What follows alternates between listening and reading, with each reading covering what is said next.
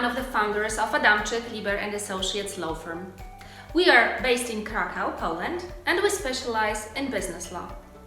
Our firm works for many international clients present in Poland, as well as for the Polish clients wishing to expand their business abroad. We are able to assist them thanks to our reliable partners in different countries, lawyers and tax advisors. Brazil, Belgium, Liechtenstein, Italy, Germany, United Kingdom, Israel, Mexico, and many others. Trustworthy and experienced, their priceless support is one of the key factors of our success. Please let me present you these exceptional people.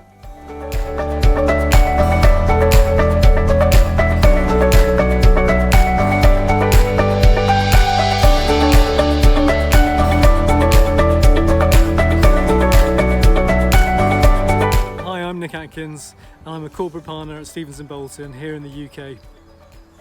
I specialise in M&A and growth capital work, and it's a real pleasure to talk to you today and to be invited to do so by Agatha, who has presented me with 3 questions which I'm going to answer, and I thought I'd come out and get some vitamin D and some fresh air as I answer them.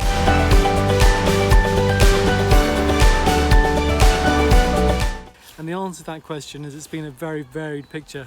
The overall picture is of course quite a negative one. We've seen the biggest recession since 1709, the Great Frost of 1709, with a nearly 10% reduction in GDP across the year. We've seen a lot of companies fail, we've seen a lot of people lose their jobs, we've seen a lot of people become very dependent on government support. So that overall picture is negative. Within that, we've seen certain sectors that have thrived. Some technology companies of course have thrived, and we can all think of some examples of the big names, but also there are smaller companies that have also thrived in the current environment. There are other companies that have managed to adapt, and so the subsequent lockdowns, we're now in our 3rd lockdown in the UK, subsequent lockdowns haven't been quite as negative for them as the first lockdown. And I'm thinking of people like professional services firms, like law firms, like other service companies that can ultimately operate from a virtual basis. And then there's the other sector, which is hospitality and leisure type businesses, and things like manufacturing, businesses that really need the people, and even worse, businesses that need the physical interaction with their consumers. So people like restaurants, some of the entertainment sector, for example, those types of sectors have remained very closed down, and their initial prospects remain challenging even as things open up, because there'll be limitations in terms of the numbers of customers they can have in at any one time, for example. So some real challenges there.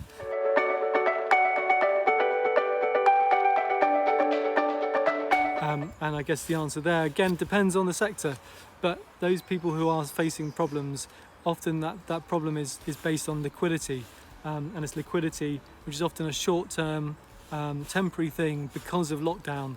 And it is again businesses such as those hospitality ones that are struggling because they haven't got the revenue, they haven't got the trade happening, and so those businesses are needing to seek access to things like the furlough scheme, where our employment team have been ably advising people on accessing the coronavirus job retention scheme and complying with that scheme. And then our banking team have been advising on things like the coronavirus business interruption loan scheme.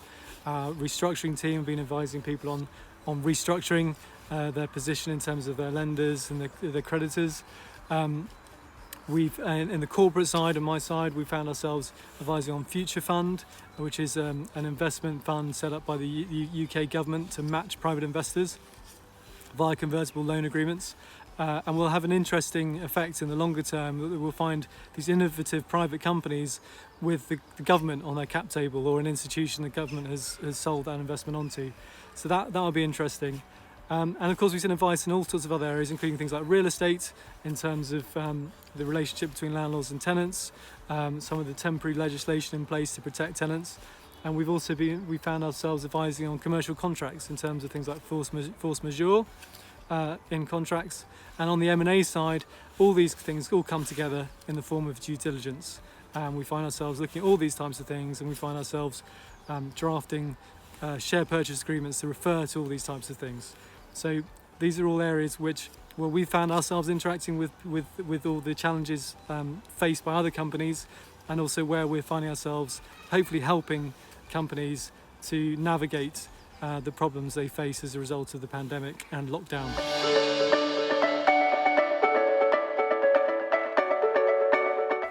I'll come to my final answer on that, which is a biased one, which is get advice. But before I come to that, I think the characteristics I'm seeing in companies that are managing to survive are things like dynamism and teamwork.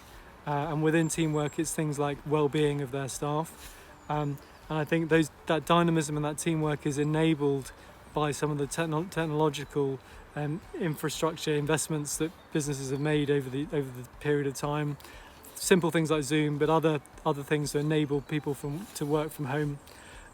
So I'd say those things are really important. And going back to that teamwork point, one of the real challenges of lockdown is the fact that people are ever more sort of distant from their workplace if they're working remotely, and not only distant from their workplace but also their teammates. And so it's bringing people together culturally within a team.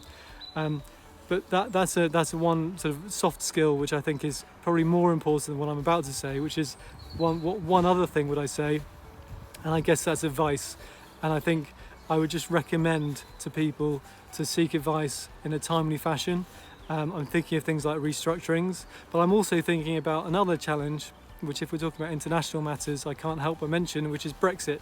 And of course, Brexit poses challenges for businesses operating into and out of the UK in terms of things like customs and regulatory compliance. And so I would just recommend seeking advice, not only from lawyers, but from other potential advisors too, including accountants and other advisors on customs and regulatory matters, seeking that advice nice and early on so you can strategize and plan your business accordingly.